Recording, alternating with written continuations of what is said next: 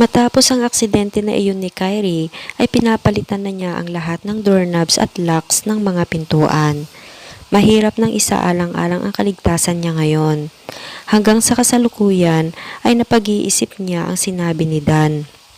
Ano ang ibig sabihin nito? Dan? Untag niya sa kaibigan na kasalukuyang nagbabasa ng magazine. Sagot nito na hindi man lang inalis ang paningin sa binabasa. Ang sabi mo sa akin sa ospital, mag-ingat ako na maaaring may kinalaman ang daddy sa nangyayari sa akin. Alam niyang may itinatago sa kanya si Danica. Sa ilang taon ng friendship nila ay noon lamang niya ito narinig magsalita ng ganoon. Anong ibig mong sabihin, Dan? May itinatago ka ba sa akin? Sandali siya nitong tinignan at ibinaba ang hawak. Sis, love kita. Alam ko ang pinagdadaanan mo nang mamatay si tita. May mga bagay na kailangang ikaw ang makatuklas. Pero hindi ko yata kaya na manatiling maitatago sa'yo. Lumapit ito sa kanya at binigyan siya ng isang mahigpit na yakap.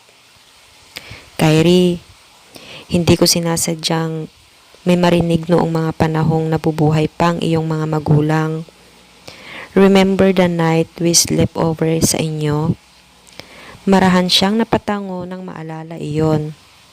Paanong hindi? Iyon na yata ang una at huli nilang pajama party dahil mula noon ay ayaw na ni Danica. Papunta ako noon sa kitchen ninyo para kumuha ng juice dahil naubos na ang iniinom natin. He stopped. Tila nagdadalawang isip kung itutuloy ba ang sasabihin o hindi. Dan, untag niya nang hindi na ito kumibo pa. Narinig ko ang parents mo. They were in the kitchen. They are having an argument. Gumuhit ang awa sa mga mata nito nang tignan siya. I heard your dad threatening to kill your mom sa oras na iwan siya nito. Pero hindi natinag ang mami mo. Wala daw siyang pakialam basta wag ka lang sasaktan ng dad mo. Hindi ka daw sasaktan ng dad mo pero sisiguraduhin niya na mapapatay niya ang mom mo sa oras na iwanan siya nito. Kyrie, mula sa narinig ko ay nalaman ko din na may kalaguyo ang mami mo. Though I haven't heard clearly what's the name of the guy, I'm sure iyon ang dahilan kung bakit gustong iwan ng mom mo ang daddy mo. Pakiramdam niya ay nanlalaki ang ulo niya sa mga revelasyon ng kaibigan. Paanong nangyari ang mga iyon nang hindi niya alam? Ang buong akala niya ay masaya ang pamilya niya at walang anumang problema. Na nagmamahalan ang kanyang mga magulang. Hindi man lang niya naramdaman kahit minsan na hindi mahal ng mga magulang niya ang isa't isa. Lagi itong sweet at nagyayakapan. Dama din niya ang concern ng mga ito sa bawat isa, lalo na sa kanya. Gusto niyang magalit sa ina sa kanyang nalaman. Subalit, wala naman siyang pruwebang makakapagpatunay na may kalaguyo ito maliban sa sinabi ng kaibigan. Maluha-luha ang mga matang tinignan niya si Dan. Kitang-kita niya ang awa sa mga mata nito para sa kanya. All the while, she was boasting that she had a good family at wala na siyang mahihiling pa. Pero hindi pala totoo ang mga iyon, kundi puro kasinungalingan. Sis, I'm sorry. Hindi ko sinabi agad sa iyo noon. Alam kong masasaktan ka. Alam kong kaibigan mo ako at responsibilidad kong walang itago sa iyo. Pero sana naiintindihan mo ako. Masyadong komplikado ang mga nalaman ko.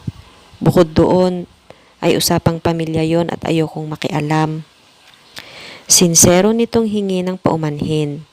Sa mga oras na iyon, pakiramdam niya ay nabingi siya sa lahat ng sinabi nito. Pakiramdam niya ay sinaksak siya sa likod ng kanyang magulang. kasabay ng pagtarak ng isa pang patalim sa kanyang dibdib ng kanyang kaibigan. Maiintindihan ko kung nagagalit ka sa akin, pero alam kong maaaring may koneksyon ang mga nangyayaring ito sa iyo ngayon. Enough, Dan. Walang kinalaman ang daddy sa nangyari sa akin. Namatay ang mami dahil sa aksidente, that's it.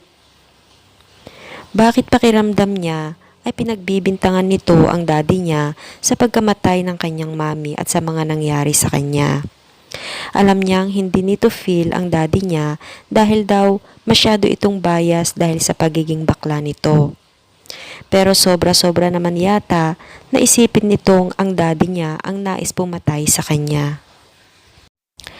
I'm sorry, Kyrie. That's not what I mean. Gusto ko lang magbigay sa iyo ng possibilities na maaaring. I said enough, Dan. Halos mag-igting ang mga litid niya sa pagpipigil ng galit na nais umalpas sa kanya. Leave, Dan. I want to be alone. Halos hindi mamutawi sa mga labi niyang sabi. Nais niyang mapag-isa. Isipin kung ano ang gagawin niya ngayon matapos ang revelasyon ng kaibigan. I'm sorry, but if you need anything, call me. Anito bago tunguhin ang pinto. Pagkatapos nilang mag-meeting ni George tungkol sa negosyo, ay naisip niyang tawagan ang kaibigang investigador upang alamin ang progreso ng kaso ni Kyrie. Alam niyang hindi iyon basta na lamang isang aksidente, dahil kung magkaganoon ay napaka-coincidence naman na matapos ng threat sa buhay nito ay maaksidente naman agad ang dalaga. For some reason, he wanted to protect her from whoever wanted to hurt Kyrie. Hello, mundo. Kumusta na yung case ni Kyrie Martinez? Tanong niya sa kaibigan sa kabilang linya ng telepono. Sinabotahe nga ang kotse niya, pare. Kung sino ang maaring gumawa, may lead na kami pero hindi pa rin sigurado. Kakalap pa kami ng sapat na pruweba. Ganun ba? Maaari mo bang sabihin kung sino ang suspect ninyo? By his records, ang pangalan niya ay Lance. Pero hindi iyon ang pangalan na ginagamit niya ngayon. Napakaraming alias ang narito na nakasulat. I'll just give you the exact details kapag sigurado na kami. Thanks, pare. Anyang tinapos ang pag-uusap. Sino naman kaya ang Lance na tinutukoy ng kaibigan niya na siyang maaaring nagtatangka sa buhay ni Kyrie? Base sa nalaman niya kay Danica at sa iba nitong mga kaibigan ay wala namang ibang taong nasaktan o nakaaway man lang ang dalaga. Sir, ito na po yung kape ninyo. Ani Amelia na inilapag ang tasa sa kanyang mesa. Thank you. Kumusta na nga po pala si Miss Kyrie? Okay naman daw, sabi ni Dan. Aniyang hinigop ang kape. Buti naman at walang nangyari sa kanya. Siguro, sir, dati niyang nobyo ang may gawa noon. Antribidang sabi ni Amelia. Bakit, Amelia? Kilala mo ba si Kyrie? Mapanuring mga mata ang ipinukol niya sa madaldal na sekretarya. Hindi po. Then, don't judge her. Go back to your work. Inis niyang sabi rito. Bakit ba siya nagkaroon ng napakadaldal na sekretarya? Hindi ilang beses na niyang nadinig mula sa mga empleyado niya ang kakaibang ugali ni Amelia. Pero binabaliwala niya iyon basta hindi siya ang ginagawa ng kwento nito. Pero mukhang malapit na rin yata na siya naman ang sumunod na target ni Amelia. Napailing siya.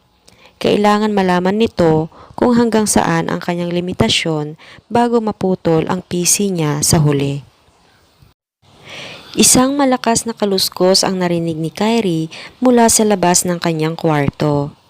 Dahan-dahan siyang bumangon upang silipin sana kung ano ang dahilan yon, subalit napigilan siya ng maisip na nag-iisa lamang siya ngayon sa bahay. Hindi na bumalik pa si Danica mula pa ng umagang magalit siya rito. Agad niyang kinapa mula sa dilim ang kanyang cellphone na nakapatong sa side table ng kanyang kama. Kailangan matawagan niya ang kaibigan. Sakali mang ang nagtatangka sa buhay niya ang nasa labas ay agad itong mahuhuli. "Hello, Dan." Bulong niya nang sagutin nito ang telepono. "Nasaan ka? May tao yata sa sala. Kanina ko pa naririnig na parang may naglalakad." "Sige, pupunta na ako dyan. Isasama ko na si Cairo." Anito. Ba't kasama mo pa yun?" Inis na sabi niya nang marinig ang pangalan ng binata. "Aba, bruha. Kailangan natin ng lalaki, no? Di kaya ng powers ko ang kriminal na tulad niyan. Sige na." Iyon lamang at nawala na ito sa linya. Ilang sandali pa ay narinig niya ang pagpipilit ng kung sino man na buksan ang seradora ng kanyang pinto. Napahalukip-kip siya sa may headboard ng kanyang kama. Paanong nakapasok ito sa bahay? Napalitan na niya ang lahat ng lock niyon, maging ang pinto sa backdoor. Isang mahinang lagitik ang narinig niya buhat sa seradura ng pinto, tanda ng nabuksan nito iyon. Dahan-dahan iyong ipinihit ng tao mula sa labas. Pakiramdam niya ay nalunok na yata niya ang kanyang puso sa sobrang nerbiyos. Damang-dama niya ang pawis na tumatagaktak sa kanyang leeg, dala ng matinding kaba. Isang pihit na muli ang kanyang narinig. Subalit, bigo ito. Mabuti na lamang at naisipan niyang palagyan ng double lock ang kanyang kwarto. Pero kung desidido ang kung sino mang tao na nasa labas na siya ay pasukin, tiyak niyang makakaya nitong gawan iyon ng paraan. At doon siya lalong kinakabahan.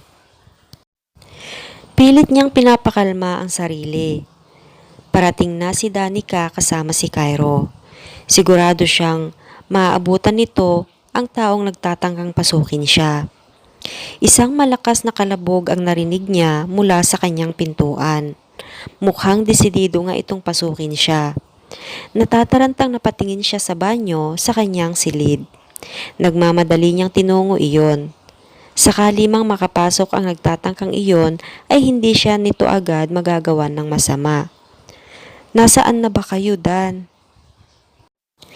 Isang malakas na balya ang narinig niya mula sa pintuan ng kanyang kwarto. At sa pagkakataong iyon, alam niyang nagtagumpay iyong mabuksan ng tuluyan ang pinto. Abot-abot ang kabang pumaloob sa kanya. Wala na siyang ibang matatakbuhan. Mula sa towel rack ay kinuha niya ang wooden hanger na nakasabit. Bahala na. Pero hindi siya papayag na madampian nito nang walang laban man lang. Isang kaluskos muli ang narinig niya mula sa labas ng banyo. Nagmamadali ang mga paa nito at tila may hinahanap. Pigil ang hininga niya habang inihahanda ang sarili at iniamba ang hawak na hanger sa may pinto. Nang marinig na natapat ang mga paa nito sa pintuan ng banyo, ay agad niya itong binuksan at hinampas ng walang habas ang taong nakatayo roon. "Aw!" Sigaw ng lalaki na kanyang tinamaan. Walang hiya, papatayin kita!" Galit niyang sigaw habang patuloy na hinahampas ito. "Stop it!" Sigaw ng lalaki. "Ay, Kyrie, tama na!" Sigaw na natilihang si Danica nang makita siya. "Dali, Dan! Hampasin mo! Papatayin ako, dali!" Natatarantang sigaw niya habang sige pa rin ang paghahampas sa lalaki. "Kyrie, tama na! Bugbog na si Papa Cairo!" Sigaw ni Dan na humarang sa pagitan ng dalawa. "Cairo?" Anyang nahinto sa ere ang hihahampas pa sanang hanger. Mula sa mukha ni Danica ay nalipat ang tingin niya sa lalaking kanina pa hinahampas. Kitang-kita niya ang pagniwi ng mukha ng binata habang nakahawak sa balikat nitong kanina pa niya hinahampas. Sorry, may magagawa pa ba ako? Inis na sabi ni Cairo na tumalikod at tinungo ang switch ng ilaw upang buksan iyon. Nasaan na? Tanong niya na ang tinutukoy ay ang pumasok na estranghero sa kanyang bahay. Hindi namin naabutan. Buti na lang at dumating kami sa tamang oras ni Cairo bago pa niya buksan ang pintuan ng banyo mo. Napatingin ito kay Cairo na hinihimas-himas ang nabugbog na balikat. Muntik mo nang gawing imbalido si Fafa, Cairo. Napangiwing sabi nito. Sorry na nga. It's okay. Ang mahalaga, walang nangyari sa'yo. Kailangan mo munang lumipat, Kyrie. You are not safe here anymore. Kung sino man ang nagtatangka sa buhay mo, mukhang desidido talaga itong mawala ka. Puno ng pag-aalalang sabi nito sa kanya na hindi iniaalis ang mga tingin nito sa mga mata niya. Tama si Cairo, sis. Napalitan na natin lahat ng locks mo dito pero nakakapagtakang nabubuksan pa rin nito ng nagtatangka sa buhay mo. Isn't it strange? Sang-ayon ng kaibigan. Dan, I'm sorry. Alam ko, sumama din ang loob mo sa akin dahil sa mga nasabi ko. Ano ka ba, girl? Hayaan mo na yun. We are still friends no matter what. Ang mahalaga ngayon ay ang makalipat ka muna. Nakangiting sabi nito bago siya binigyan ng mahigpit na yakap. Doon ka muna sa bahay, tumuloy. Hindi kalakihan pero kasya naman tayo. Thank you. Damang-dama niya ang pagmamahal ng kaibigan sa kanya sa kabila ng hindi magandang nangyari sa pagitan nila. Mula kay Dan ay nalipat ang tingin niya kay Cairo. Isang tipid ng ngiti ang ibinigay niya nito sa kanya. Thank you. She smiled. Sa kabila ng hindi niya magandang pagpapakita ng ugali rito, ay nakuha nitong tumulong sa kanya sa oras ng panganib. No problem, pero may bayad ang pagtulong. Napangisi nitong sabi sa huling tinuran. What? Nanlaki ang mga mata niya sa narinig. Aba, ang Herodes. Akala niya ay mabait. Iyon naman pala ay may bayad ang tulong nito. Have a dinner with me tomorrow. Bayad ka na. Anitong lumapad ang pagkakangiti. What the... Sis, pumayag ka na. Wawa naman oh, binugbog mo pa. Putol ni Danica sa sasabihin. Okay, fine. Anyang napahinuhod. Kitang-kita niya ang pagguhit ng pag-asa sa mga mata ni Cairo habang nakangiti ito at nakatitig sa kanya.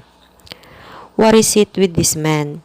Nabugbog na nga, gusto pa makipag-date sa kanya. Weird. Naisaisip niyang sabi at napangiti sa kakaibang lalaking kanyang kaharap ngayon.